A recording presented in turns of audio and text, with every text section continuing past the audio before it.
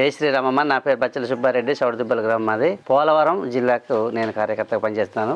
అలాగే మన గ్రామం వచ్చినప్పుడు మన సంస్థ పేరు గ్లోబల్ హిందూ హెరిటేజ్ ఫౌండేషన్. ఆ సంస్థ తరఫున మన గ్రామానికి వచ్చినప్పుడు మరి మీకు మైసెట్ కావాలని మన గ్రామ పెద్దలు అడిగి ఉన్నారు. అలాగే మన సంస్థ పెద్దలకు చెప్పి నేను తెలియజేసి వారి ద్వారాగా మనకి మైసెట్ రావడానికి నేను ప్రయత్నం చేశాను. మన ఎదురు ఉన్నటువంటి వారు రాజేష్ గారు, మన సంస్థ పెద్దలు. మొన్న సమావేశానికి వచ్చారు, అయితే చాలా సంతోషం. అయితే వాస్తవానికి ఆ రోజు అక్కడే అందజేయాల్సింది, ఆ రోజు మనకి అవి రావడంలో కొంత ఆలస్యం అవడం వల్ల మేము మీ గ్రామానికి వచ్చే అదృష్టం మాకు దొరికింది. అయితే ఆ రోజు చూశారు కదా మా పెద్దవారు ప్రకాష్ రావు గారు, వారి వయసు 87 సంవత్సరాలు. ఆ రోజు చెప్పారు, మీటింగ్లో చెప్పారు, ఆయన భారతదేశాన్ని వదిలిపెట్టి ఆయన 60 సంవత్సరాలు దాటిపోయింది. ఆయన ఆ రోజు సమావేశంలో అడిగినట్టున్నారు, ఇక్కడ 60 సంవత్సరాల కంటే పైన వాళ్ళు ఎంతమంది చేతులు ఎత్తండి అని. అంటే ఆయన దేశాన్ని వదిలిపెట్టి 60 సంవత్సరాలు అవుతున్నా కానీ మన దేశం మీద, మన సంస్కృతి మీద ఆయనకున్న ప్రేమ అలాంటిది. మనకున్నటువంటి సంస్కృతి, మన ఆచారాలు, కట్టుబాట్లు ఎక్కడ ఉండవు.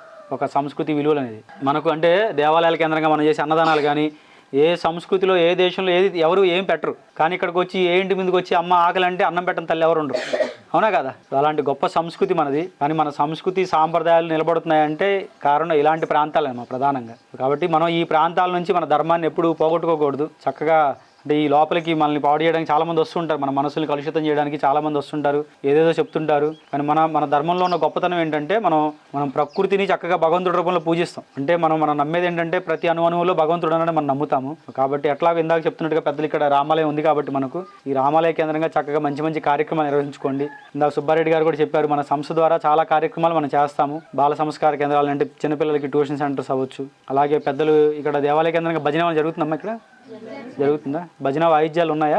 మీరు చక్కగా భజన అవి చేసుకుంటామంటే మన సంస్థ తరపున అవి కూడా అందజేస్తాం మేము చక్కగా. మీరు మమ్మల్ని అడగాల్సిన పనే లేదు, ఆయనకి చెప్తే చాలు, ఆయనే చెప్తాడు. ఎవరి ద్వారా ఇప్పించాలంటే ఆయన ఇప్పిస్తాడు, మనది ఏమీ లేదమ్మా, అంతే. సో చక్కగా కార్యక్రమాలు చేసుకోండి, భజన కార్యక్రమాలు అవ్వచ్చు, ఏదైనా అవ్వచ్చు. సుబ్బారెడ్డి గారు ఉన్నారు, రామకృష్ణ గారు ఉంటారు, ఇంకా చాలా కార్యక్రమాలు చేస్తుంటాము. మనం గ్లోబల్ హిందూ హెరిటేజ్ ఫౌండేషన్ ద్వారా చాలా కార్యక్రమాలు చేస్తుంటాము. సత్సంగాలు అవ్వచ్చు, భజనా సమాజాలు అవ్వచ్చు. మీరందరూ కలిసి ఇక్కడ స్థానికంగా ఏదైనా సమస్య ఉండి ఆ సమస్య మనం ఏదైనా పరిష్కారం చేసుకుంటే మన హిందూ సమాజం బలోపేతం అవుతుంది, ధర్మం నిలబడుతుంది అనుకున్న ఏ కార్యక్రమం అయినా మన శక్తి కొద్ది మేము చేయడానికి ముందుంటాము.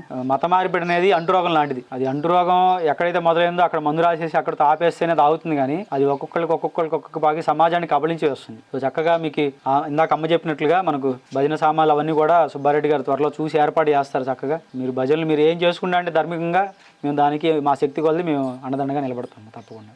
అమ్మ అందరికీ జై శ్రీరామ్. నా పేరు తోట రామకృష్ణమ్మ. నేను గ్లోబల్ హిందూ హెరిటేజ్ ఫౌండేషన్ తరఫున మన ఉత్తరాంధ్ర అలాగే ఒరిస్సా కార్యక్రమాలు చూస్తుంటాను. ఇక్కడ మన జిల్లాకి మన సుబ్బారెడ్డి గారు చేస్తున్నారు, అలాగే మీకు తెలుసు ఈ గ్రామంలో చేస్తున్నారు. ఈ మతాల జోలికి ఎవరన్నా మన పోలే అని చెప్పి మనం కొద్దిగా అశ్రద్ధగా లేకపోతే జాలితోనూ దయతోనూ మనం వదిలేసాం అనుకో, మళ్ళీ మనం బ్రిటిష్ వాళ్ళ పాలనలోకి వెళ్ళిపోతాం. మళ్ళీ మన పంట మన చేతిలో ఉండదు, మన భూములు మన చేతిలో ఉండవు. పూర్వం ఎలా అయితే ఇబ్బంది పడ్డామో, పండించుకున్న పంట అంతా వాళ్ళు తీసుకెళ్ళిపోయేవారు, మనం పండించిన పంట వాళ్ళు తీసుకెళ్ళిపోయేవారు. అధిక పనులేసి ఉంటే తిన్నాక ఉంచితే కొద్దిగా ఉంచేవారు, అవి కూడా సాలినంత ఉంచేవారంట. పెద్దలు చెప్తున్నారు, మన ఏజెన్సీలో పెద్దలు చెప్తున్నారు. అలాంటి పరిస్థితి మనకు రాకూడదంటే అలాంటి విదేశీ భావజాలం ఉన్న మతాలని, అలాంటి విదేశీ భావజాలంతో నడిచే వాళ్ళకి వ్యాపారం మాట. వారి వారసులు ఉన్నారు కదా, పాస్టర్లు, ఎవరో కాదని పేరెడి చెప్పచ్చు, పాస్టర్లు ఆ విదేశీ భావజాలానికి వారసులు. వాళ్ళు మనల్ని మళ్ళీ బానిసలుగా చేసే ప్రయత్నం చేస్తున్నారు, వాళ్ళు బతకడం కోసం. మతం మారితే మనం బాగుపడం, ఎవరు బాగుపడతారు? పాస్టర్లు బాగుపడతారు. ఎందుకు బాగుపడతారు? ఎలా బాగుపడతారు? వాళ్ళు ఎందుకు బాగుపడతారంటే మనం సంపాదించుకున్న దాంట్లో 10% వాళ్ళకి ఇవ్వాలి. అంటే మీరు సంవత్సరానికి ఒక 50,000 సంపాదించారనుకో, అందులో ఎంత ఇవ్వాలా? 5,000 ఇవ్వాలి. అంటే వాళ్ళ కష్టపడి ₹1 సంపాదించుకోరు, మన మీద ఆధారపడి మనం పీడించుకుని వాళ్ళు తింటూ వాళ్ళ పొట్టలు పెంచుతూ వాళ్ళు బిల్డింగ్లు కడతారు. మనం ఈ పాకలోనే ఉంటాం ఎన్ని సంవత్సరాలైనా. వాళ్ళు మనకు 4 సొల్లు మాటలు చెప్పి, ప్రలోభ పెట్టి, మాయ మాటలు చెప్పి వాళ్ళు లక్షాధికారులు అవుతున్నారు. మన గిరిజన ప్రాంతం పేరు చెప్పి మరీ డబ్బులు సంపాదిస్తున్నారు. ఎందుకంటే గిరిజనులు ఇలాగండి అలాగండి, అంత దూరం వెళ్ళి మేము సువార్త చేస్తున్నాం అని చెప్పేసి విదేశాల నుంచి చాలా డబ్బులు సంపాదిస్తున్నారు వాళ్ళు. ఇప్పుడు మేము ఇక్కడికి వచ్చాం, మా దాంట్లోకి రండమ్మా అని చెప్తున్నామా? ఎందుకంటే మన విదేశీ కాదు, మన మీరు ఏదైతే సంస్కృతిలో సాంప్రదాయాలు పాటిస్తున్నారో దాన్ని కొనసాగించండి. మీరు కొనసాగించుకోండి అని చెప్తున్నాం. దీంట్లో మాకు వచ్చే లాభం ఏం లేదు. ఎందుకు ఏం లేదు? మన బంధువులు, హిందువులందరూ బంధువులు, మన బంధువులందరూ మన బంధువులాగే ఉండాలి. మనకు బంధుత్వం ఉంది, ఆ బంధుత్వం మమ్మల్ని ఇక్కడ తీసుకొచ్చింది. వాడి వ్యాపారం కాబట్టి వాడిని కూడా ఇక్కడ తీసుకొస్తుంది. వ్యాపారం కావాలా, బంధుత్వం కావాలా మనకి? మన బంధుత్వం నిలబెట్టుకోవాలంటే మనమే కాదు, మన చుట్టుపక్కల ఉన్న వాళ్ళందరూ కూడా మన సనాతన హిందూ ధర్మంలో ఉండేటట్టు ఈ ప్రకృతి ఆరాధన చేసేటట్టు మనం చూసుకోవాలి. ఎవరైనా అటు వెళ్తుంటే వాళ్ళ మీద దృష్టి పెట్టి వాళ్ళని వెళ్ళకుండా చేయండి. ఒకవేళ మీకు తెలియకపోతే ఆ దరిద్రం గురించి మాకు ఫోన్ చేయండి, సుబ్బారెడ్డి గారు కానీ నాకు కానీ ఫోన్ చేస్తే మేము వచ్చి అందరూ ఎంత దరిద్రం ఉందో, ఏది గొప్పదో ఏది చెడ్డదో మేము తెలియజేస్తాం. మనకు ధర్మం ఫస్ట్. ఇక్కడ అందరూ ఒకటే కులమా, 2-3 కులాలు ఉన్నాయా?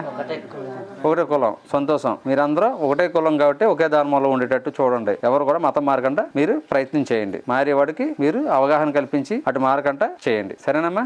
ఓకే. జై శ్రీరామ్. కులము అంటే వృత్తమ్మ, వేరే ఏం కాదు. అది అంటే చాలా మంది కులాలు ఉంటాయి ఇట్లా చెప్తుంటారు, కానీ హిందూ ధర్మంలో కులం అంటే వృత్తి. చాకలి అనేది ఒక కులం. ఏం చేస్తారు వాళ్ళు? బట్టలు ఉతుకుతారు. కమ్మరి, కుమ్మరి ఇవన్నీ కులాల పేర్లు. అంటే పూర్వంలో మనం చేసే వృత్తులే కులాలకు పేర్లు పెట్టారు అంతే. ఇప్పుడు అదే ఒకే కులస్తులు ఎందుకు పెళ్లి చేసుకుంటారంటే, ఇప్పుడు ఉదాహరణకి మా నాన్నకి బరిగొడ్లు ఉన్నాయనుకోండి, మా నాన్నకి బరిలు వేయడం తెలుసు, పాలు ఎలా పిండాలో తెలుసు, గడ్డి ఎలా వేయాలో తెలుసు. అదే ఇంట్లోంచి ఒక పిల్లని తెచ్చుకుంటే ఆ పని తెలిసి ఉంటుంది కాబట్టి ఒక పని చేసేవాళ్ళు పెళ్లి చేసుకునేవాళ్ళు. అంతేగాని హిందువులు ఎవరు ఎక్కువ తక్కువ ఎవరు లేరు. మనం అందరం పరమాత్మను బిడ్డలేము అంతా కూడా. ఇంకా మేము పిలిచినా అన్న ఆయన పలుకుతాడు లేదు, కానీ మీరు పిలిస్తే వెంటనే పలుకుతాడు ఆయన. ఎందుకంటే మీ మనసులో అంత స్వచ్ఛంగా ఉంటాయి. సో కులం అంటే వృత్తే, వేరే ఏమీ లేదు మన దాంట్లో. సంతోషం. అలాగే జై శ్రీరామ్. జై శ్రీరామ్. ఈరోజు దాంట్లో భగవంతుడి పాటలు పెట్టండి. ప్రధానంగా ప్రవచనాలు, మంచి మాటలు. చాలా మంది గురువులు వాళ్ళు చెప్పిన మంచి మాటలు ఉంటాయి. మనకు పాటల కంటే ఆ మాటలు వింటే మనలో పరివర్తన వస్తుంది. మనం ఎవరు దారి తప్పకుండా ఉంటాం కాబట్టి పాటలతో పాటుగా అవి కూడా మాటలు కూడా పెట్టండి. అలాగే మీరు ఎలాగ భజనలు చేసుకుంటూ అంటున్నారు కాబట్టి త్వరలో ఆ భజన సామాగ్రి కూడా మేము అందజేస్తాం తప్పకుండా. అలాగే అండి. జై శ్రీరామ్. జై శ్రీరామ్. జై శ్రీరామ్. ఈరోజు మన గ్లోబల్ హిందూ హెరిటేజ్ ఫౌండేషన్ తరపున మనం కొత్తగా ఏర్పడిన పోలవరం జిల్లాలో వైరామరం మండలం బూరుపాలెం అనే గ్రామంలో రామాలయానికి మైక్ సెట్ ఇచ్చామండి. మన గ్లోబల్ హిందూ హెరిటేజ్ ఫౌండేషన్ తరపున సంస్థ జాతీయ కార్యదర్శి అయిన మన రాజేష్ గారి చేతుల మీదుగా ఈ గ్రామ పెద్దలకి ఈ మైక్ సెట్ అందజేయడం జరుగుతుంది. జై శ్రీరామ్. జై శ్రీరామ్. జై శ్రీరామ్. జై శ్రీరామ్. జై శ్రీరామ్. భారత్ మాతా కీ. భారత్ మాతా కీ. భారత్ మాతా కీ.